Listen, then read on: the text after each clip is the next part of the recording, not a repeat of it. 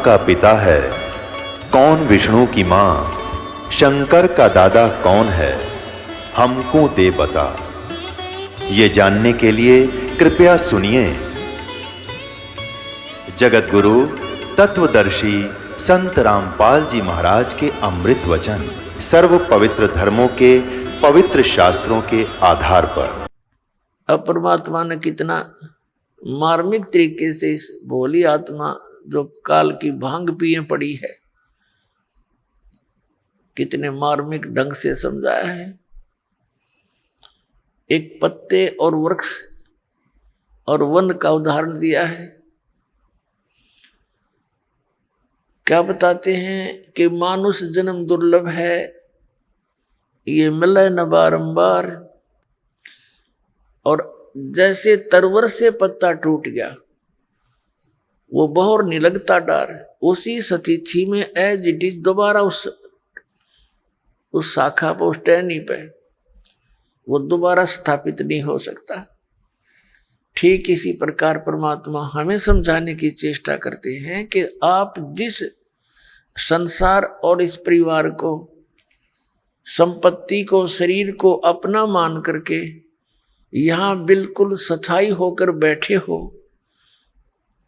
ये ऐसी स्थिति है आपकी, जिस दिन आप इस टहनी से टूट गए, फिर उस घर में, उसी स्थिति में दोबारा आप स्थान नहीं पा सकते।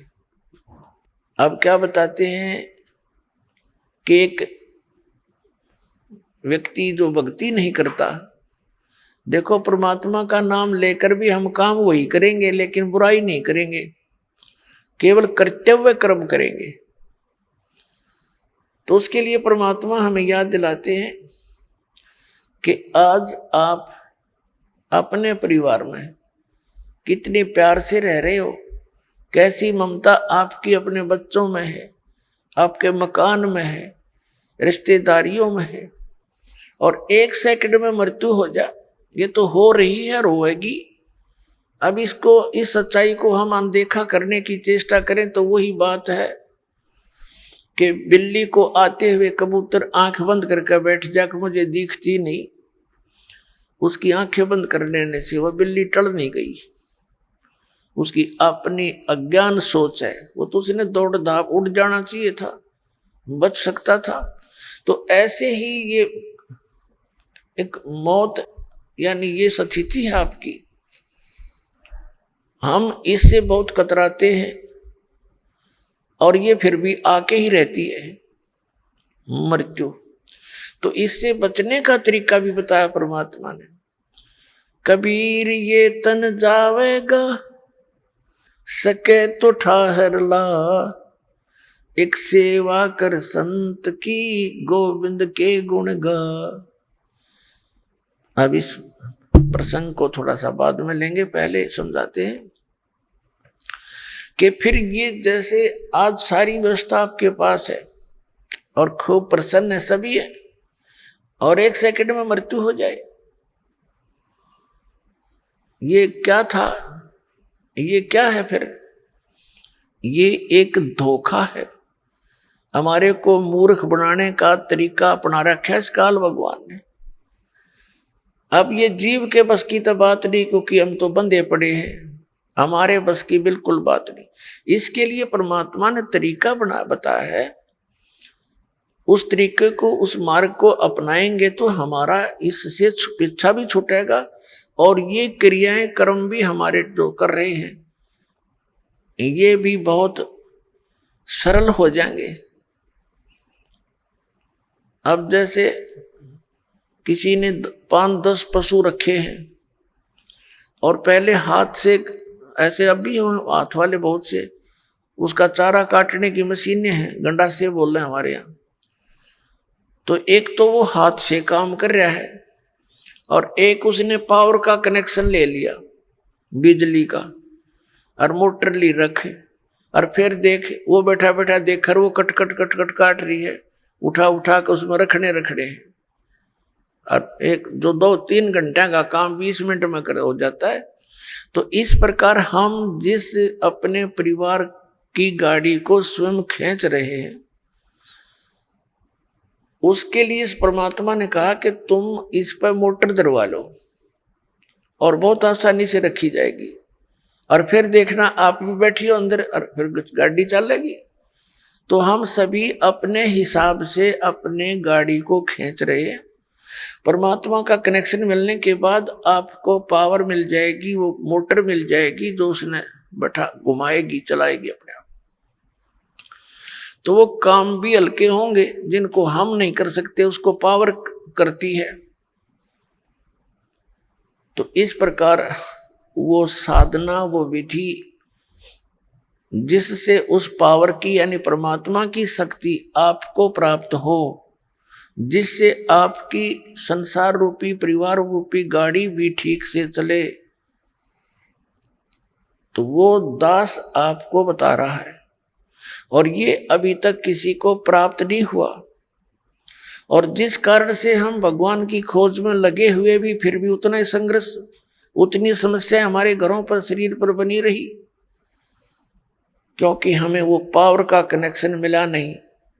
और जहां से हमने कनेक्शन ले रखा था उनका पीछे से कहीं पावर हाउस से कनेक्शन नहीं था, वो झूठ बोल रहे थे, वो नकली थे। तो पुण्यात्माओं, प्रसंग चल रहा है कि परमात्मा ने क्या बताया। जैसे एक पत्ता वृक्ष टहनी से टूट कर नीचे गिरता है, और वो गिरता हुआ क्या कह रहा है,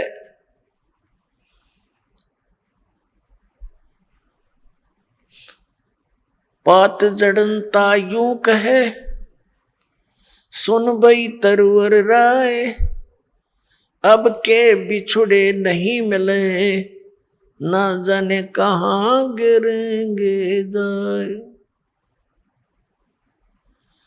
अब वो पत्ता मानो, यानी उदाहरण दे रहे हैं भगवान कबीर परमात्मा, आप जी और हमारे को सतर्क कर रहे हैं कि आप जिस भरे पूरे परिवार से जब यहां से चलोगे,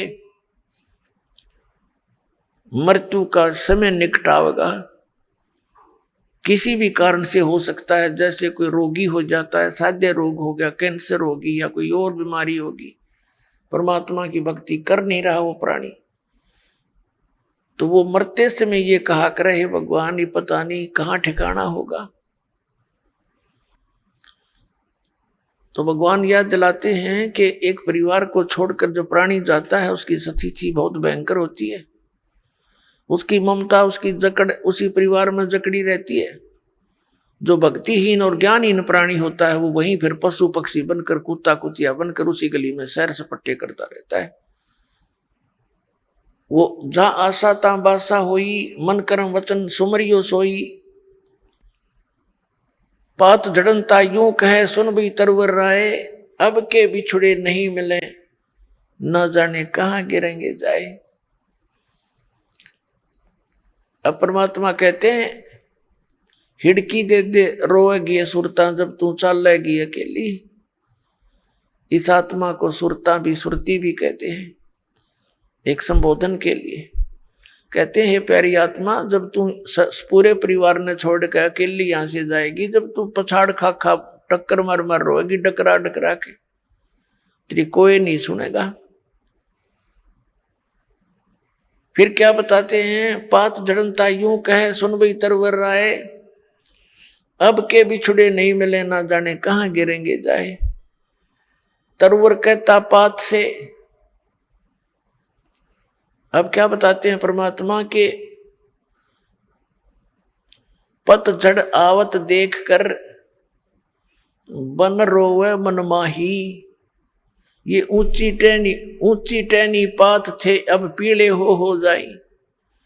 जब पतझड़ आती है, बसंत ऋतु आती है, उसमें क्या होता है कि पहले के जितने भी पत्ते होते हैं वो सभी पीले होकर के और वृक्षों से टूट टूट कर नीचे गिर जाते हैं। अब कहते हैं उस समय वो बन रोता है अपने मन में कि ये क्या बनी इनके साथ, ये सभी निकल के टूट टूट के गिर गए सारे। जहां एक वर्ष तक उन मस्ती मार रहे थे, फड़फड़ फड़फड़ करते थे हवा के झोंकों में, कितने अच्छे लगते थे। तो ये वन संसार है और हम इन टहनियों पर चिपके हुए पत्ते हैं। ऐसे ही हम टूट टूट कर गिरते जा रहे हैं। पीले हो जाए मीन, बुढ़ा हो गए, बुढ़ापा आ गया, सफेद बाल हो गए, जाड़ दांत, अब चली एक एक करके निकलने लगी। तो समझो अब इस तरवर से टूट कर गिरने का समय आ लिया और इसका ये भी नहीं पता कब समय आ जाए। वैसे तो अंदाजा हम सभी लगाए बैठे हैं, अप्रोक्सीमेशन, कि 90, 80, 100 वर्ष तक तो जी ही जाते हैं।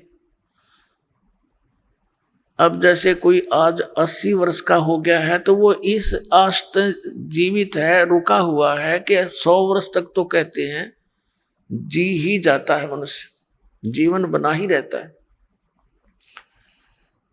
और यही आस सबसे खतरनाक हमारे लिए कि इतने वर्ष तो अभी मेरे शेष हैं, इसीलिए तो टिका हुआ है ना। तो ये फिर भगवान में दृढ़ता से लग जाना, इसीलिए बकवादों में लग जाता है। तो यहां परमात्मा कहते हैं यह भूल भी सत्संग से समाप्त होगी आपकी। परमात्मा कहते हैं मौत भूल गया बावड़े, ये अचरज किया कौन, और तन माटी में मिल जाएगा जो आटे में लौण। तो मौत को भूल गया, यह गफलत किया बैठा। इसी कारण से तुम चोरी करता है, बकवाद करता है, डाके मारता है, मिलावट करता है, रिश्वत लेता है और बड़ी बड़ी कोठी बनाता है, तुझे मौत याद नहीं है। अब परमात्मा याद दिलाते हैं कि वो ऊंची टहनी पात थे वह पीड़े हो जाई, पात जड़नता यूं कह सुन भी तरवर राय, अब के बिछड़े नहीं मिले ना जाने कहां गिरेंगे जाए। फिर तरवर कहता पात से। अब जैसे तो कोई व्यक्ति मृत्यु के निकट हो, कुल के लोग आसपास आकर बैठ जाते हैं और उसको फिर सांत्वना देते हैं, भाई यहाँ तो सभी ने जाना है, चिंता कर ले चाहे ना कर ले, ये बाकी बच रहे इनकी भी मृत्यु होनी है, पीछे देख ले कोई रहा नहीं। तो इस करके उसका थोड़ी दृढ़ता पैदा करने के लिए ये बातें चलती हैं, लेकिन उनसे होता कुछ नहीं। जब तक प्राणी पूर्व पहले से ही परमात्मा के चरणों में नहीं लगा होता, उसके वो बातें असर भी नहीं करती। पहले से भक्ति में लगा हो, भक्ति की शक्ति से, भक्ति की कमाई से, मंत्र की कमाई से, उस समय उसको थोड़ा बहुत अगर कोई डगमग होता है परिवार को देखकर, तो उसको याद दिलाने से वो तुरंत दृढ़ हो जाता है, क्योंकि उसकी नींव मजबूत हो चुकी है। तो फिर वो तुरंत भूल जाता है संसार को और मालिक में सुरती लगा लेता है। और भक्ति और ज्ञानहीन प्राणी तो फिर कितना कुछ कह लो, उसका असर नहीं होता, उसकी सुरती वहीं जकड़ी रहती है। तो यहाँ अब तरवर कहता पात से सुनो पात एक बात, यहाँ की यही रीति है, एक आवे एक जात।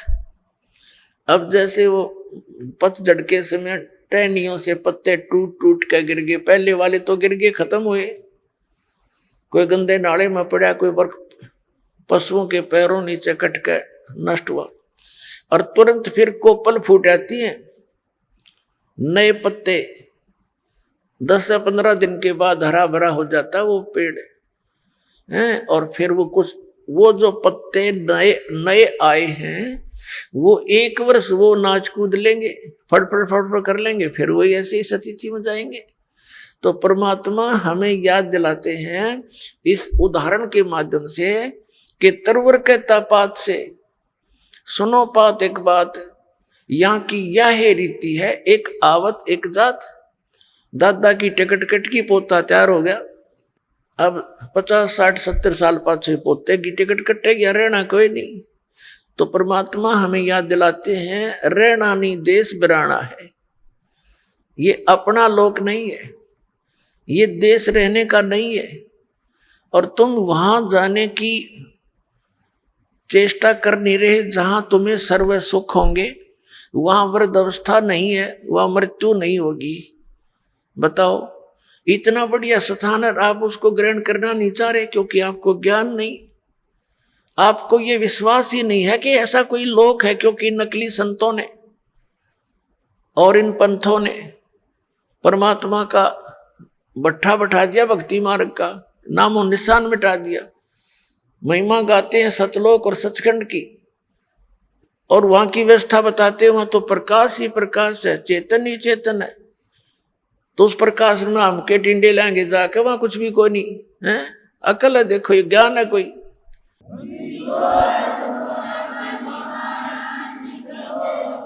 कैसे रुचि बनेगी वहां जाने की? कहते आत्मा उसमें ऐसे मिल जाती है जैसे बूंद समुद्र में। कोई बात हुई है कई प्रमाण ऐसा परमात्मा के ज्ञान में? तो वहां पूरी व्यवस्था है उसकी, तो यह नकल है, डुप्लीकेट माल है सारा यहाँ का, एज इट इज सृष्टि है। और लेकिन वहां का जो मटेरियल है, वहां का जो पदार्थ है, वो अमर है, वो नष्ट नहीं होते। जैसे एक सैंपल है वहां से, गंगा का जल सतलोक से आया हुआ है। इसके विषय में ना ब्रह्मा को पता, ना विष्णु को, ना इन ऋषि पिषियों को। ये तब बहुत नीचे स्तर की कहानी है इनकी। तो ये परमात्मा ने एक सैंपल भेज रखा है कि हमारा मटेरियल ऐसा पदार्थ है वहां पर।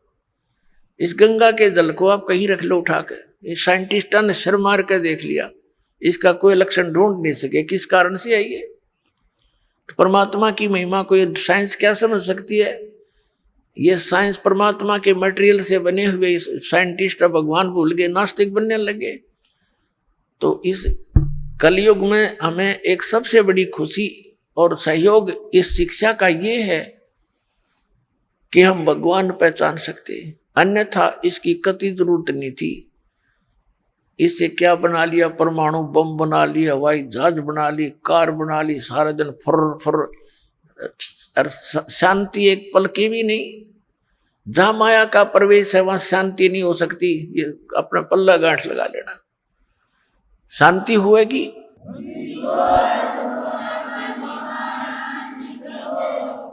अंगारों पर बैठकर हम शांति ढूंढ रहे हैं, भूबल पर पैर रखे हैं और हम सोच रहे हैं अब शांति होगी, हमें ठंड मिलेगी।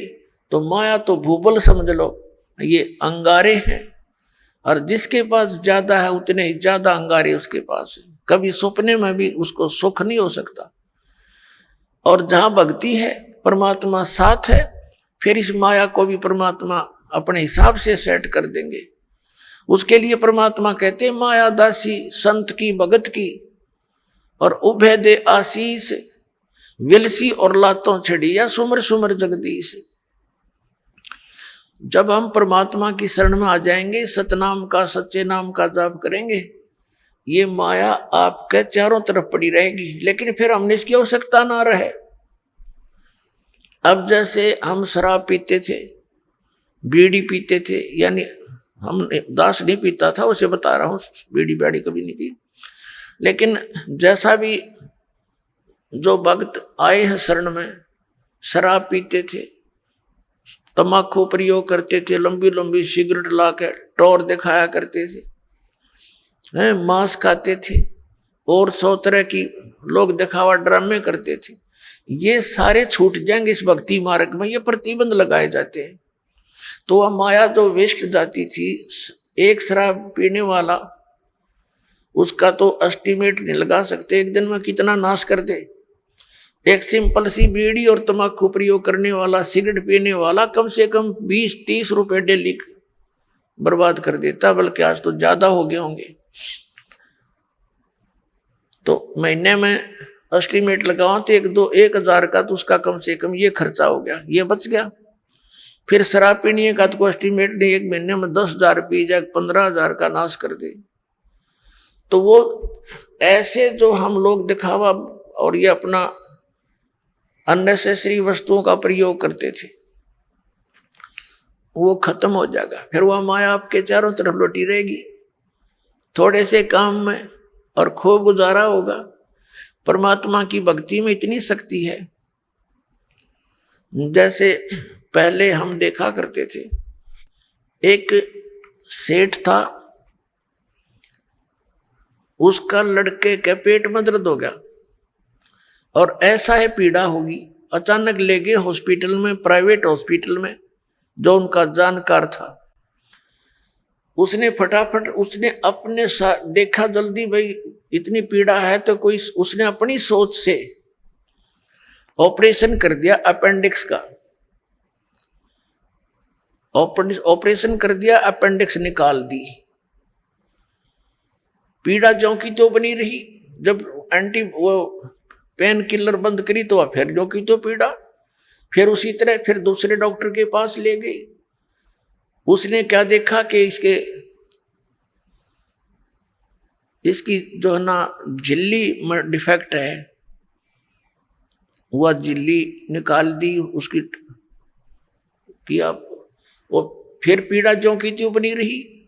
फिर देखा कि फिर लास्ट में पता चला कि इसकी बड़ी आंत में बहुत इन्फेक्शन है। अब कहां से चला था, लाखों रुपये लागे, बिरान मटी नौकी नहीं हुई, जब जाकर उसकी जान बची।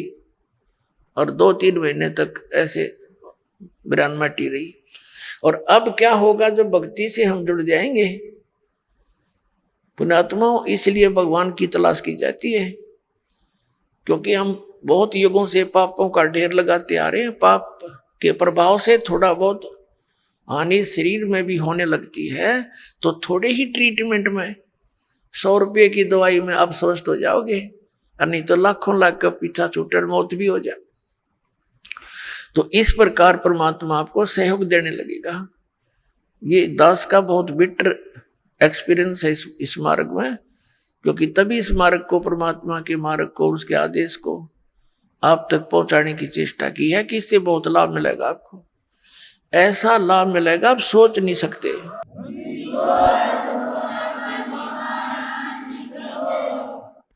भगवान को हम इसलिए खोज रहे थे कि वो हमें सर्व सुख देता है, तो वो सर्व सुखदायी परमात्मा मिला ही नहीं था, अब मिला है सर्व सुखदायी। अब ये सुख ही सुख देगा, यहां दुख हो ही नहीं सकता। जैसे बर्फ है, एसी रूम है, वो ठीक चल रहा है तो उसमें गर्मी का काम क्या। तो ऐसे परमात्मा का ये कनेक्शन मिलने के बाद आपके परिवार में न सोच ले, गर्मी के दिनों में एसी लग गया और वो सर्दियों में भी काम करेगा, यानी ऑटोमेटिक है परमात्मा का सिस्टम, आपके हर तरह से सुख देगा। तो प्रसंग चल रहा है कि हम उस स्थान को भूल गए जहां जाकर हम सदा सुखी रहेंगे, और हम सभी पहले वही रहते थे। अब कई भक्त अज्ञानतावश भोले भाले, जिनको ज्ञान नहीं, वो ये प्रश्न किया करते कि एक बात बता, जब सारे ही यहां से चले गए तो यहां कौन रहेगा, बता। वो नैया ही चिंता हो रही है कि यहां कौन रहेगा, बता। अरे यहां यूं तो एक पत्थर है, घूमता रहेगा, हमने क्या ठेका ले रखा है पृथ्वी का। ये मंगल ग्रह, जो चांद और ये सारे धक्के खाने लग रही है, फिर जाएगा। हम अपने सतलोक में चलेंगे, इसकी हमने क्या करना, ये तो जिसका हुआ आप संभालेगा इसने। तो कहने का भाव ये है कि हम इतने रंग गए यहाँ पर। जैसे एक भक्त बोला बाला, उसके घर उसकी पत्नी बहुत बीमार थी, पर बहुत समस्या में थी, हर तरह से तकलीफ थी। परमात्मा की दया हुई, दीक्षा ली, भगवान की कृपा से वो स्वस्थ हुई। उसको समझाने लगे, भाई नाम ले ले भक्त, नहीं तो भक्ति ना करने से पशु बनोगे, जोटा बनेगा। वो जोटा बुग्गी ले रहा था, उससे कहा भाई फिर जोटा बनेगा तो न्यू बोला, महाराज जी जोटा भी तो बनना चाहिए, फिर बुग्गी में कौन चलेगा। इसने बुग्गी की चिंता हो रही। मैं कहा अच्छा भाई, तो बुग्गी खातिर कर ले काम। फिर उसे उपदेश ले लिया उसने। लेकिन हमारी धारणा ऐसी बनी हुई है कि यहां ऐसे कैसे होगा। तो पुण्यात्माओं, परमात्मा के इस मार्ग को बहुत गहराई से समझो। जिस उद्देश्य से परमात्मा स्वयं आते हैं उस अच्छे लोक से इस गंदे लोक में आपके लिए, तो ये कितना इंपॉर्टेंट काम होगा। एक ऐसे वैसे तो भगवान इतनी दूर से आए नहीं, आपको ये ज्ञान देने के लिए कि तुम यहाँ के रहने वाले नहीं हो, सतलोक में एक बहुत सुख है, और जिस सुख को तुम यहाँ खोज रहे हो ये तुम्हें 1000 लाख करोड़ वर्ष खोजते रहो तो नहीं मिले, एक जन्म की तो बात छोड़ो। और यहाँ क्या हालत है तुम्हारी उससे हमें परिचित कराते हैं। उधर से काल के दूत भी अपनी खूब काल प्रेरणा से अज्ञान का प्रचार स्प्रे कर रहे हैं जगह जगह। अपने आत्माओं परमात्मा ने आकर हमें इसलिए ये ज्ञान दिया क्योंकि हम उनके बच्चे हैं, और ये जो काल हमारा दुरुपयोग कर रहा है हम इसके बच्चे नहीं हैं। अपने बच्चों को कोई ऐसा दुखी कर सकता है? किसी की टांग कट गई, किसी की आंख फूट गई, और किसी का हाथ कट गया, किसी का बेटा मर गया, किसी की बेटी मर गई, कोई कैंसर से पीड़ित है, कोई पशु पक्षी बनकर गधे कुत्ते बनकर बिष्टा खा रहे हैं, टट्टी खा रहे हैं, तो ये कोई अपने बच्चों को ऐसे दुखी कर सकता है? तो इस भगवान को हम अपना मालिक मान सकते हैं? यहाँ का जो स्वामी है ये काल है, इसका उद्देश्य हमें पीड़ित करना और विचलित रखना है, भ्रमित रखना, ताकि इनको भगवान का ज्ञान ना हो जा और कहीं ये भाग ना जा।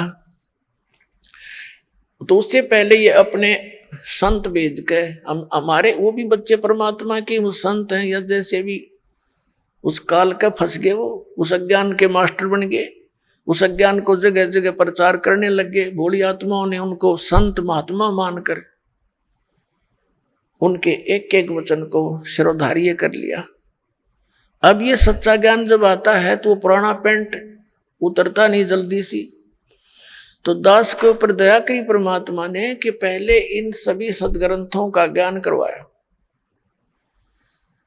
और फिर इन संतों के वचनों को देखा कि ये क्या बताते हैं, हमारे सदग्रंथ क्या बताते हैं। फिर पता चला कि ये तो भाई गलत कर रहे सारा काम, ये तो आसपास भी नहीं सदग्रंथों के। 1 2 3 4 10 सैकड़ों की संख्या में इन संतों को के इतिहास को, इनके ज्ञान को दास ने पढ़कर देखा, शायद ये तो अच्छा महात्मा दिखाई देता है, इसका शायद ठीक मिल जावे। फिर जो चले गए यहाँ से महापुरुष जिनका बड़ा बोलबाला था, मैं ऋषिदानंद जैसे नकली, इनसे बड़ा प्रभावित था दास, और दास ने इसके सत्यार्थ प्रकाश को इस उद्देश्य से इस तत्व ज्ञान की प्राप्ति के बाद पढ़ा। पहले भी पढ़ते थे, पहले समझ में नहीं आता था कुछ भी कि महापुरुषों की वाणी हम नहीं समझ सकते, ये सोच कर रख देते थे इसको, ऐसे इन पुराणों को रख देते थे, भाई ये तो भगवान की माया है, हम कैसे समझ सके। और जब दास की परमात्मा ने वो आंखियां बना दी तत्व ज्ञान वाली, उस दृष्टि से जब इनको देखा उन चश्मों से, तत्व ज्ञान वाले चश्मों से, फिर देखा अरे नाश कर रखा सारा, कख भी नहीं इनके पास, ना वेदों वाला ज्ञान, ना कोई संसारिक व्यवहारिक बातें ठीक इन लोगों की। तो बड़ा चिंता का विषय बना। और इस सत्यार प्रकाश को दास ने इसलिए पढ़ा था कि ये महापुरुष का लिखा हुआ है, और इस महापुरुष के विचारों को सभी मानते हैं, और हो परमात्मा दया कर दे और कबीर परमेश्वर के वचनों का समर्थन मिल जाए, तो मुझे ये ज्ञान आगे बढ़ाने में घड़ी सुविधा हो जाएगी कि देखो सत्यार प्रकाश में महर्षि दानंद ने भी ऐसा ही बोला है। अब देखा तो महर्षि दानंद ऐसा नकली पाया को देखा को नहीं मैंने, तो तेरा गजब भैया, एक भी व्याख्या वेदों और किसी से भी नहीं मिल रही सदग्रंथों से, तो बड़ा दुख हुआ। तो इसलिए फिर जनता के सामने रखने शुरू किए कि ये ओरिजिनल नोट है, हमारे सदग्रंथ तो ओरिजिनल नोट है, और ये डुप्लीकेट नोट है इन संतों के जिनको तुम ओरिजिनल मान करके ग्रहण किए हुए हो। अब प्रारंभ में तो दास को बड़ी कठिनाई का सामना करना पड़ा, क्योंकि श्रद्धालु लोग ये कहते हैं कि किसी की आलोचना नहीं करनी चाहिए, अपना ज्ञान बताओ। अरे अपना अपना सारे बताओगे तो सबका अपनी अपनी डफली, अपना अपना राग, फिर वो ज्ञान के रह गया तो जो जैसा कहेगा वो तो ऐसा चल ही रहा था। फिर पुण्यात्माओं, जैसे एक बार किसी ने 500 के नोट नकली छाप लिए और वो मार्केट में पहुंच गए, उनका पता लगा सरकार ने, तो फिर जनता को ठगने से बचाने के लिए एक समाचार पत्रों के माध्यम से, टीवी के माध्यम से ओरिजिनल और डुप्लीकेट दोनों दिखाए, उनकी भिन्नता बताई। ओरिजिनल ऐसा होता है, डुप्लीकेट ऐसा होता है। तो क्या सरकार आलोचना कर रही थी? एक महापरोपकार कर दिया ना, लाखों लोग ठगे जाते, गरीब व्यक्ति मारे जाते, जिनके 5-7 हजार रुपये होते रुए ठग नकली कागजों में लग जाते। तो पुणात्माओं, दास का यही प्रयत्न समझ लेना। ये पूरा विश्व याद किया करेगा इस दास को। ठीक है, दास को बहुत कठिनाइयां आई हैं,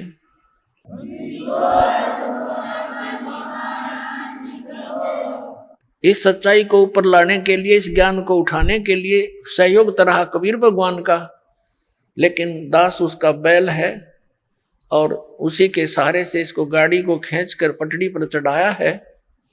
पहले तो खाचे में कीचड़ में डाल रखी थी और इसमें बहुत से संकट दास के ऊपर आए हैं। साथ में हमारे बच्चे जो परिचित हो गए थे, उन्होंने बड़ा सहयोग दिया अपने बहन भाइयों को समझाने का, वहां तक ये संदेश भगवान का पहुंचाने में बहुत सहयोग दिया है। और आपका भी फर्ज बनता है, ये सच्चाई है और सच्चा ज्ञान है, इससे पूरे विश्व में शांति होगी। प्रत्येक प्राणी का कर्तव्य बनता है, पहले आप अच्छी तरह समझे दास के विचारों को और शब्द ग्रंथों को और उन महापुरुषों के विचार जो दास आपके रूबरू कराता है, कि उन महापुरुषों ने भी ऐसी साधना की, उनसे उनका मोक्ष हुआ। तो उनको अच्छी तरह समझकर फिर आप लगो और साथ में औरों को भी ट्राई करो प्यार से। ये मार्ग कोई बलपूर्वक कराने का नहीं होता, ये ज्ञान से होगा। और काल भगवान ने एक प्रार्थना की थी परमात्मा के समक्ष, कबीर जी के समक्ष, कि हे परमात्मा, आप चौथे युग में जितना चाहो जीव ले जाना, लेकिन एक दया करना परमात्मा, कि जोर जबरदस्ती ना करना। सतकल युग में जब आप ले जाओ, अपना ज्ञान देना, आपका ज्ञान ग्रहण करें, वो आपके हो जा, और मेरे ज्ञान को माने वो मेरे पास रह जा, मेरा आहार बने रहे, जबरदस्ती ना करना। और अपना ज्ञान समझा के कितने ले जाना। अपनात्मा परमात्मा ने कहा था, ठीक है भाई, ज्ञान बगैर तो मैं ले ही नहीं जा सकता। पहले ये अगर वैसे भी ले जाऊं तो वहां टेके नहीं, ये फिर आऊंगे वापस। पहले वही ना रहा करते, तो मालिक को मालूम ही था कि ज्ञान से दृढ़ करूंगा इनको, और यहाँ के दुखों से ये छक चुके होंगे, यहाँ की इन कोठी बंगलों से भी ये छक चुके होंगे। आप देख रहे हो विदेशों में बड़ी सुविधा के सारे साधन वैज्ञानिक बना लिए, और वो क्या कहते हैं, नहर के किनारे लौट के शांति प्राप्त करते हैं। उन कोठिया ने सारे इंस्ट्रूमेंटा ने छोड़ गए। तो ये पहले हमारे अंदर रहेंगे, क्यों सर में दर्द कराया, वो बीमारी इकट्ठी करी। तो ऐसे ये शांति होनी वही है। ये तो एक तूफान उफान है इस काल का डाला हुआ। ये बना ले, ये बना ले, रिमोट बना ले, इससे सुख हो जाएगा। टट्टू सुख होगा? सुख तक परमात्मा की भक्ति से होगा, आने वाले कष्टों से बचाव होगा, उससे सुख होगा। तो प्रसंग जो चल रहा है वहीं आते हैं। तो परमात्मा ने आके हमें ज्ञान दिया है कि सतलोक के अंदर तुम्हें कोई दुख नहीं, और वहां चलो, वहां जाकर के तुम्हें परम शांति होगी। और अब परमात्मा ने कहा था कि जैसे अपना ज्ञान दे करके आप यहां से ले जाना। जैसे वेदों में प्रमाण है, आपको बहुत बार दिखाया है, समय आने पर दिखाएंगे आज भी, कि वो परमात्मा सतलोक से गति करके आता है। वो 3 प्रकार के शरीर में सभी अपने प्राणियों के, सभी ब्रह्मांडों का वो देखभाल करता है, पालन पोषण, धारण पोषण करता है। एक शरीर है मनुष्य सदृश परमात्मा, नर नारायण देह है। ये शरीर मनुष्य को भी परमात्मा जैसा ही मिला है, लेकिन उसकी सामर्थ्य, परमात्मा की शक्ति, उसका नूर वहां पर विशेष है, अलग है, हमसे ज्यादा, इसलिए तो परमात्मा है। एक आत्मा, एक परमात्मा, तो अपने आप 2 हो गए, एक श्रेष्ठ आत्मा, एक आत्मा सिंपल। तो ऐसे एक राजा, एक मनुष्य, एक एक नागरिक है, एक राजा है, शकल दोनों की एक जैसी है, मनुष्य ये दोनों हैं, लेकिन उसके सामर्थ्य में दिन और रात का अंतर है। ऐसे ही परमात्मा और जीव में समझो, जीव जीव है, एक नागरिक है, परमात्मा हमारा राजा है, वो मालिक है, वो जनक है, हमारा पिता भी है, उसमें सर्व गुण है। तुमेव माता च पिता तुमेव बंधु च सखा तुमेव, तो उसके अंदर सभी गुण है परमात्मा के अंदर, वो सबका भ्रातर भी वही है, माता यानी जनक भी वही है, पालक पिता भी वही है, बंधु असली साथी भी वही है, और मित्र भी वही है, बंधु यानी भाईचारा वही है। तो उन्होंने, उस परमात्मा ने हमें ये ज्ञान दिया कि तुम सतलोक के रहने वाले हो, फिर तुम वहां चलो। तो काल ने कहा था कि आप अपना ज्ञान देकर ले जाना, परमात्मा जोर जबरदस्ती ना करना। अब जैसे ये परमात्मा सचखंड से चलकर आता है, वो 3 प्रकार से अपने जीव शरीर की स्थिति में 3 प्रकार के शरीरों में काम करता है, मनुष्य सदृश ही है वह। जैसे एक शरीर में तो सतलोक में रहता है, स्थायी रूप में, करोड़ सूर्य मिला दे, करोड़ चंद्रमा, उसके एक रोमकूप में इतनी रोशनी है, वो भी फीकी पड़ जा समझो। और तख्त पर विराजमान है, जैसे राजा बैठता ऐसे मुकुट वगैरह धारण करके परमात्मा, ऊपर सफेद छत्र है, सफेद मुकुट है परमात्मा का, सफेद ही सिंहासन है सारा उसका, वहां विराजमान है। और दूसरे रूप में वो क्या करता है, एक तो शिशु रूप धारण करके प्रत्येक युग में आता है, और एक सरोवर के ऊपर कमल के फूल पर विराजमान होता है, वहां से कोई निसंतान दंपति उनको ले जाते हैं, प्रत्येक युग में ऐसी लीला। और फिर वो कंवारी गायों का दूध पीता है, कंवारी गाय दूध देती है, परमात्मा पीते हैं, उनकी परवरिश की लीला ऐसे पूरी होती है। उन कंवारी गायों में दूध कहाँ से आता है, सतलोक से आता है। और फिर ये तो मालिक की दूसरी स्थिति हुई शरीर की, फिर धीरे धीरे बड़े होते हैं, छोटी आयु में ही प्रचार शुरू कर देते हैं, परमात्मा अपने जो उद्देश्य लेकर आते हैं। वेदों में लिखा है कि परमात्मा सतलोक से चलकर आता है, ऊपर तीसरे मुक्ति धाम में रहता है सतलोक में, वहां से गति करके आता है और यहाँ अच्छी आत्माओं को मिलता है। किस उद्देश्य से आता है, उपदेश करने के लिए, तत्व ज्ञान समझाने के लिए आता है। तो शिशु रूप धारण करके परमात्मा आते हैं प्रत्येक युग में, तो धीरे धीरे बड़े होते हैं, अपना ज्ञान का प्रचार करते हैं। ये दूसरी स्थिति। और तीसरी स्थिति में वो कैसे आते हैं शरीर में, जैसे कहीं भी महात्मा के रूप में प्रकट हो गए, जैसे जिंदा महात्मा के रूप में कलयुग में वो अधिक आए हैं। और उस जिंदा महात्मा के रूप में वो कभी भी आकर किसी भी भक्त को, अच्छी आत्मा को मिलते हैं। किन किन अच्छी आत्माओं को मिले, आदरणीय धर्मदास साहिब जी, आदरणीय मलुकदास साहिब जी, आदरणीय नानक साहिब जी, आदरणीय दादू साहिब जी, आदरणीय गरीबदास साहिब जी, गांव छुड़ानी, जिला दद्दर हरियाणा वाले, आदरणीय घीसा दास साहिब जी, गांव खेखड़ा,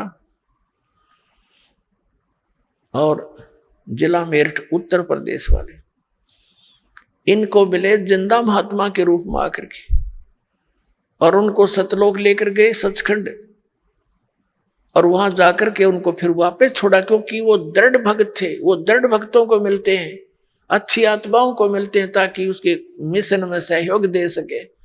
तो वो स्टेनलेस स्टील थे, जो उनको कह दिया दाता ने वो फाइनल, उनके लिए सारा संसार एक तरफ, वो महापुरुष एक तरफ थे। जैसे आपने जन्म साखी भाई बाला वाली में देखा, परमात्मा के उस यथार्थ मंत्र का स्वयं जाप कर रहे थे नानक साहिब जी, और जब उनकी देखा देखी उनके शिष्य मर्दाना ने भी वो जाप शुरू किया, तो उसको ऐसा झटका दिया कि वो मर गया होता, डूब गया होता समुद्र में। एक बस ऐसी घबरा गया मर्दाना। तब उसको कहा कि तू नकल ना कर, मेरी करनी ना देख, मैं जो बोलता हूँ गुरु की आज्ञा का पालन कर। तो वो दृढ़ भगत थे, किसी भी सिख समाज को सतनाम नहीं बताया उन्होंने। समाज अपने स्थान पर, भगवान अपने स्थान पर है। तो वो भगवान के बच्चे थे, वो दृढ़ व्यक्ति थे, दृढ़ भगत थे, श्रेष्ठ आत्माएं थी। उनका उद्देश्य ये नहीं था कि भी मैं इसके ना बताने से कोई हानि समाज को होगी, नहीं, वो तो जैसी थी उसी चल ही रही थी। अब उससे घनी हानि हो जाती जब वो डिक्लेयर कर जाते। आज ये सारे नकली पंथ, ये सतलोक की महिमा गाने वाले काल के द्वारा चलाए गए सारे नकली पंथ अब गुरु ग्रंथ साहब से पढ़कर यही नाम देते रहते। ऐसा झटका दे दिया कि डर गए सारे, पूरा सिख समाज के खबरदार देश नाम का जाप किया। मर्दाना ने किया था मर गया होता, और गुरु जी का आदेश है उसकी आज्ञा की अवहेलना हो जाएगी। ऐसा भय पैदा कर गए। क्या वो हमारे हितैषी नहीं थे? वो परम हितैषी थे। वो जानी जान थे कि आग लग जाएगी, जाइए मंत्र दे दिया तो नाश हो जाएगा बात का। तो ऐसे उन दृढ़ भक्तों को परमात्मा आकर मिलते हैं। तो ये तीसरी सतिथि थी उनकी। अब उनको हिदायत दे दी थी कि समय आने पर इसको फिर देंगे अपने बच्चों को। अब जैसे कोई भी हिंदू धर्म में देख लो, सिख धर्म में देखो, विशेषकर इन दोनों धर्मों में दास देख रहा है। बाकी मुसलमान धर्म से और ईसाई धर्म के क्या क्रिया है इतना विशेष दास परिचित नहीं है। इतना अवश्य है कि वो मुसलमान धर्म के लोग भी बलि चढ़ाते हैं, कुछ हिंदू समाज के भी चढ़ाते हैं। ये गलतियां हैं दोनों की। लेकिन यहाँ दास देख रहा है कि यहाँ विशेष धर्म की व्यवस्था है। जैसे सिख समाज के अंदर वाणी का पाठ और वहाँ उनका लंगर चलता है। धर्म की ये धर्म यज्ञ कहलाती है। ये दो धर्म यज्ञ करते थे बस। ये एक तो ये धर्म दो यज्ञ करते थे, एक धर्म यज्ञ और एक ज्ञान यज्ञ, वाणी का पाठ। तो इनसे क्या होता है, मोक्ष नहीं हो सकता संग जन्म भी इन क्रियाओं से, लेकिन मनुष्य के शरीर की संख्या बढ़ जाती है। अब वो ऐसे ही हिंदू धर्म के अंदर जैसे गीता जी का पाठ करो, डेली एक अध्याय का पाठ करो, या वैसे कोई अपना धर्म पुण्य करते रहते हैं, कोई भंडारा कर दिया कित गांव गोम नगर में, ये ऐसे चलते रहते थे। तो इन क्रियाओं से क्या होता है कि मनुष्य जीवन मिल जाता है। परमात्मा की वाणी है सूक्ष्म वेद में कि धर्म तो 10 का नहीं और 10 के तीनों लोग, खैरायत में खैर है कीजिए आत्म भोग। और दूसरा ये था, तो उससे क्या होता है, जैसे यज्ञ है ये ग्लूकोस है। एक रोगी है, जैसे दास ने बताया कि हमारे जन्म और मृत्यु का दीर्घ रोग लगा हुआ है। ये दीर्घ रोग उसी ट्रीटमेंट से कटेगा जो महापुरुषों ने खुद प्रयोग किया और परमात्मा ने आकर बताया। और अब इस दास को इस मार्ग का मास्टर बना दिया, डॉक्टर बना दिया, सर्जन बना दिया। अब दास के पास वो मार्ग है, वो सारी व्यवस्था है।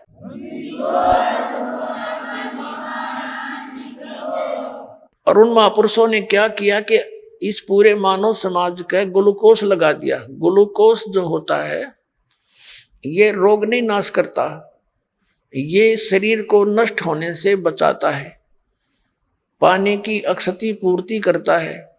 जैसे सर्जन यानी डॉक्टर कई बार गया हो, कोई इमरजेंसी केस आ जाते हैं, ये कंपाउंडर और दूसरे उनसे पूछते हैं जी ऐसे ऐसे मरीज है क्या करें, तो कहता है इसको ग्लूकोज लगा दो और ये इंजेक्शन लगा दो, तब तक मैं आता हूँ। तो वो घंटे 2 घंटे या अगले दिन भी आता है। तो वो ग्लूकोज लगाने से वो शरीर उसका नष्ट नहीं होता, और आके फिर वो चेक करके उसको जो ट्रीटमेंट देना है वो डॉक्टर देगा। रोग कटेगा उस डॉक्टर के उस ट्रीटमेंट से या ऑपरेशन से, जो भी वो चाहेगा, सर्जरी से। ग्लूकोज उसकी रक्षा करती रही, शरीर का नाश नहीं होने दिया।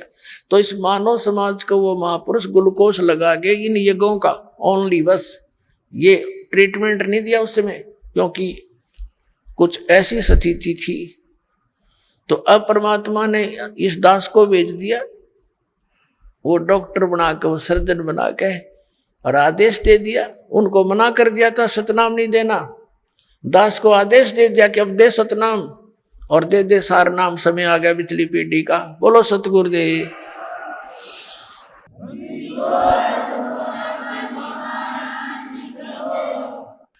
तो पुण्यात्माओं जो प्रसंग चल रहा है कि इन दृढ़ आत्माओं ने परमात्मा के प्रत्येक आज्ञा का पालन कर लिया। अब जैसे बात चली है कि ज्ञान देकर ही आप ले जाना अपने बच्चों को, आपका ज्ञान स्वीकार करें आपका। अब जैसे परमात्मा मिले थे हजरत मोहम्मद को, जिससे मुसलमान धर्म चला, अब वो अच्छी आत्मा थी, दृढ़ भक्त नहीं थे वो। अब यहां उनके लाखों शिष्य हो गए थे, परमात्मा उनको आए मिले, जैसे वो अपने विधान अनुसार अच्छी आत्माओं को मिलते हैं। गोता मारूं स्वर्ग में जा बैठूं पाताल, कह कबीर में खोजता फिरूं ढूंढता फिरूं अपने हीरे मोती लाल। हजरत मोहम्मद जी को मिले, हजरत मोहम्मद जी को कहते हैं हम वहां ले गयो सतलोक में, इच्छा रूपी वहां नहीं रहो। उल्ट मोहम्मद मैल पठाया, गुज बीरज एक कलमा लाया। रोजा बंग नमाज दई रे, बिस्मिल की नई बात कही रे। अब जैसे परमात्मा कहते हैं हम हजरत मोहम्मद को वहां ले गए, जैसे नानक साहिब जी को ले गए, गरीबदास साहिब जी को ले गए, धर्मदास साहिब जी को ले गए, और गीसादास साहिब जी को, दादू साहिब जी को ले गए, मुल्कदास साहिब जी को लेकर गए, फिर छोड़ दिए। उन्होंने दृढ़ होकर के भगवान की प्रत्येक बात को स्वीकार किया। उन्होंने तो वहीं कह दिया था भगवान हमें यहीं रख लो, लेकिन हजरत मोहम्मद वहां नहीं रहे, अपनी मर्जी से जो बोले नहीं जी मैं तो वहीं ठीक हूं, और वहां भी मैंने बहुत प्रचार करना है, बहुत अभी तो काम अधूरा रहता है। अब परमात्मा ने सोची चल इसको कुछ राहत दे देते हैं। उसको उनको क्या बताया फिर परमात्मा ने कि रोजा बंग नमाज दई रे, बिस्मिल की नई बात कही रे। हजरत मोहम्मद जब पहली बार गए तब तो वो काल तक सीमित थे, पर्दे के पीछे से आवाज आई थी नमाज करो, 50 नमाज करने की कही थी। फिर दोबारा प्रार्थना की, कुछ कम कर दी, फिर और प्रार्थना करी, फिर कम कर दी। लास्ट में 5 बार की नमाज पर फाइनल हुआ था उनका कि 5 बार तो नमाज करना ही करना पड़ेगा। और रोजा मीन व्रत और बंग आवाज लगाना है भगवान दया करियो, आवाज लगाकर आवाज ये साधना करना। तो कहते हैं उस हजरत मोहम्मद जी जहां से ये आदेश लेकर आए थे उसमें भी उस काल भगवान ने भी इनको बिस्मिल करने का आदेश नहीं दिया था। क्या बताया है कि रोजा बंग नमाज दई रे, बिस्मिल की नहीं बात कही रे। और फिर क्या बताते हैं कि एक बार हजरत मोहम्मद जी ने अपने आत्माओं, जैसे आप देखते हो ना चुंबक के साथ किसी लोहे के टुकड़े को लगा दिया जाए कुछ समय के लिए, वो भी अस्थायी चुंबक बन जाता है, लेकिन वो स्थायी नहीं होता, कुछ देर के बाद उसके गुण धर्म समाप्त हो जाते हैं। ऐसे ही ये जितने भी महापुरुष उस परमात्मा से मिले थे, इनको लेकर गए थे सतलोक से वापस छोड़ा था, इनके अंदर सिद्धियां आ गई थी, अपने आप आ जाती उस मालिक के संपर्क मात्र से, ऊपर से उस लोक से वापस आने में इतने तो अपने आप इनके चिपट जाती है। वह इतनी ये सिद्धियां, असंख्य सिद्धियां पड़ी है। तो वहां से जब ये वापस आया, हजरत मोहम्मद में सिद्धि आ गई, वचन में भी सिद्धि होगी। तो उसने एक दिन एक गऊ को मार दिया, पहले तो एक बकरे को मार दिया वचन से, वो बकरा मर गया। बकरे वाला रोने लगा, जी मैं तो गरीब आदमी था, ये क्या हो गया। लोग इकट्ठे हो गए, फिर उस बकरे को जीवित कर दिया वचन से। सब खुशी हुई, सब जगह ये लहर दौड़ गई कि भाई हजरत मोहम्मद तो सचमुच नबी हैं, बड़ी सिद्धि है इसके अंदर, मरे हुए बकरे को जीवित कर दिया। उनकी बहुत दूर तक बातें फैल गई और उनके अनुयायी थे जगह जगह ये चर्चा करने लगे। लोगों ने एतराज किया क्योंकि विरोधी बहुत थे। उन्होंने कहा भी हम जाने, जब जाने गऊ मार के जीवित कर दे, हमारे सामने कर। तब हजरत मोहम्मद ने वो गऊ, सब इकट्ठे हो गए आसपास के लोग, वचन से वो गाय मार दी, वो मर गई। अब उसको जीवित करने का समय आया, वह जीवित नहीं हो पाई। तब परमात्मा कहते हैं कि तब हम मोहम्मद याद किया रे, तब हजरत मोहम्मद ने मुझे याद किया।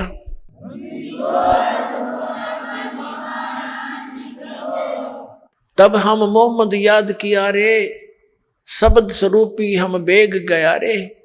परमात्मा कहते हैं वहां शब्द स्वरूपी पहुंचे 1 सेकंड के अंदर, लेकिन औरों को किसी को नहीं दिख रहा था, केवल हजरत मोहम्मद को मैं दिखाई दे रहा था। मुई गऊ हमने तत्काल जवाई, और तब मोहम्मद का निश्चय आई। वो मरी हुई गाय को मैंने जाकर तुरंत जीवित कर दिया। तब मोहम्मद जी को विश्वास हुआ कि कबीर सचमुच ये तो परमात्मा के नुमाइंदे हैं। तो कहते जब मोहम्मद का निश्चय आई, तुम कबीर अल्लाह दरवेशा, और मोहम्मद का तब गया अंदेशा। फिर क्या बताते हैं कि नबी मोहम्मद नमस्कार है, राम रसूल कहाया, 1,80,000 को सौगंध जिन नहीं कर चलाया। अरस कुर्स पर अलह तकत है, अरस के कुर्स पर, आसमान के अंतिम छोर पर अरस कुर्स पर अलह तकत है। उस परमात्मा का स्थान है जहां कबीर साहब का अपना स्थान है। और खालिक बिन नहीं खाली, उस परमात्मा की दृष्टि में सभी प्राणी है, उससे कोई बचा नहीं है। और वह पैगंबर पाक पुरुष थे साहिब के अब्दाली।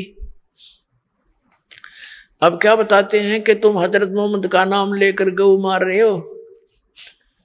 ये गऊ जो मनाते हो वो दिन, जिस विशेषकर गऊ काटते हो, तो उन्होंने गऊ शब्द से मारी थी, शब्द से जीवित कर दी थी।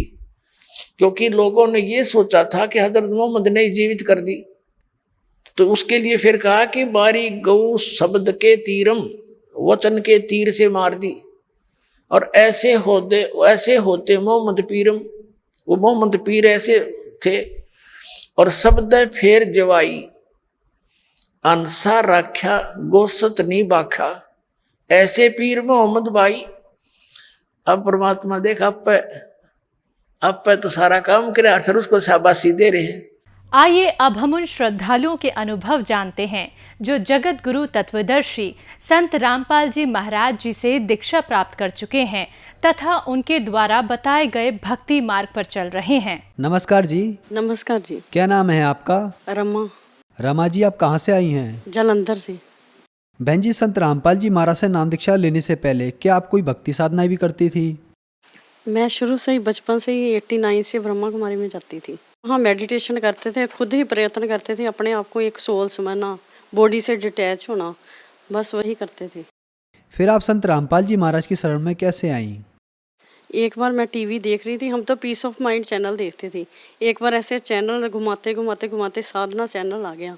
वहाँ गुरुजी बता रहे थे कि ये 3 पुरुष हैं, कशर पुरुष, अक्षर पुरुष और परम अक्षर पुरुष। तो मैंने वो देखा, मुझे बड़ा अच्छा लगा। सिर्फ यही सीन देखा था और नीचे आ रहा था कि ज्ञान गंगा मंगवाने के लिए। तो मुझे शुरू से धार्मिक पुस्तकें पढ़ने का शौक़ था। तो हमने, मेरे हस्बैंड आए तो मैंने वो नंबर दिया कि जहाँ फ़ोन करके किताब मंगाओ। वहाँ से हमने किताब मंगवाई, 15 दिन किताब पढ़ी। उसके बाद मैंने कभी ब्रह्मा कुमारी में नहीं गई।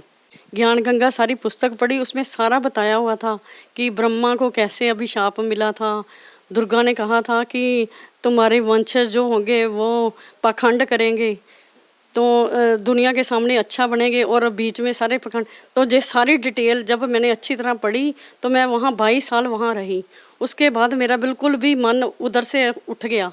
और इसमें सारा बताया था कि जे ओम अक्षर है, सारा गीता गुरु जी का सारा पूरी डिटेल बताई हुई थी कि गीता ज्ञान दाता कहता है कि मेरा एक ही अक्षर ओम अक्षर है, उसी साधना, और वहाँ ओम की ही साधना करवाते थे। इसलिए मैंने वहाँ छोड़ के फिर हम बरवाला गुरु जी के पास गए, वहाँ से नामदान लिया। आपने बरवाला के अंदर कौन से संत से नाम दीक्षा ली? संत रामपाल जी महाराज से। संत रामपाल जी महाराज से नाम दीक्षा लेने के बाद आपको क्या क्या लाभ मिले? मुझे बहुत सारे लाभ मिले।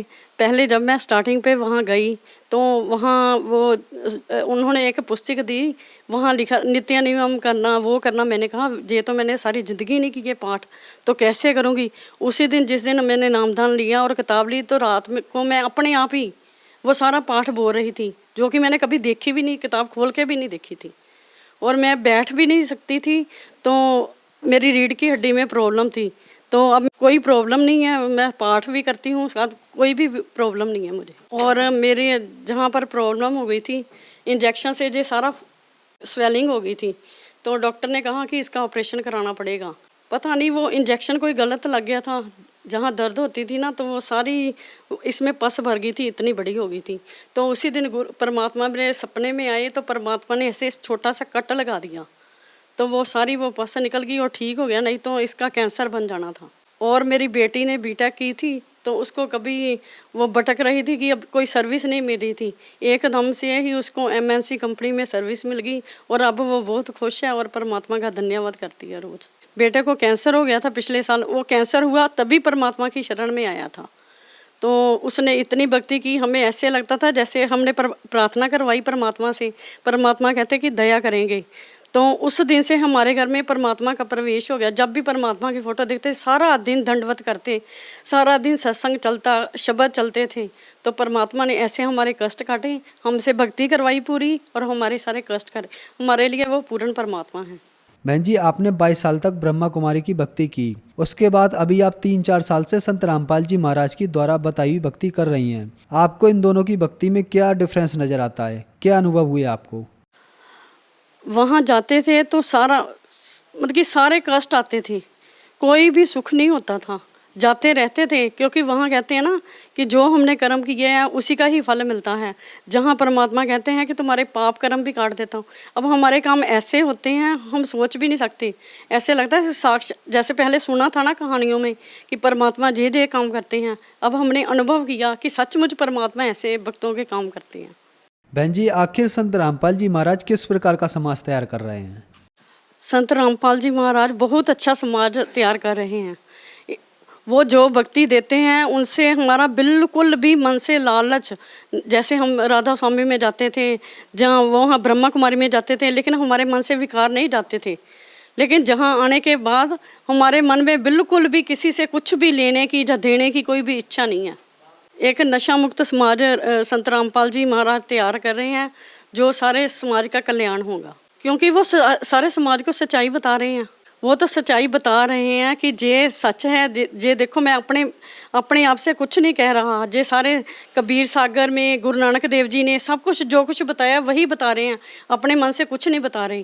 तो जैसे हम राधा स्वामी में भी जाते थे तो वहाँ पूरा कबीर साहब का भी बताते थे, लेकिन पूरी डिटेल नहीं बताते थे। जैसे शब्दों शब्दाई में उसमें सब में बताया हुआ है कि जे जो 5 नाम देते हैं जे काल के जम के जाल हैं, तो वो उन्होंने नहीं बताया, तो ये सारा गुरुजी ने बताया। बहन जी, आप इतने ज़्यादा एजुकेटेड पर्सन हैं, आपको गुरु की क्यों आवश्यकता पड़ी? क्यों एक आम इंसान को गुरु बनाने की आवश्यकता पड़ती है? गुरु के बिना गति नहीं होती, जो शुरू से सुना था, लेकिन अब महसूस हुआ कि गुरु की क्यों आवश्यकता है, क्योंकि परमात्मा ही हमें इस मृत्यु लोक से सतलोक लेके जा सकते हैं। कोई हमारे माँ बाप भाई बहन वो हमारा साथ नहीं दे सकते। आप भक्त समाज को क्या संदेश देना चाहती हैं? भगत समाज को यही संदेश देना चाहते हैं कि वो साधना चैनल पर प्रोग्राम आता है, रोज़ जरूर देखें और ज्ञान गंगा पुस्तक मंगवाएं और सारा ज्ञान अच्छी तरह समझकर फिर परमात्मा की शरण में आएं। संत रामपाल जी महाराज से नाम दीक्षा कैसे ले सकते हैं? वो साधना चैनल पर जो नीचे नंबर आते हैं उन पर आप संपर्क करके नाम दीक्षा ले सकते हैं। बहुत बहुत धन्यवाद जी। सत साहिब।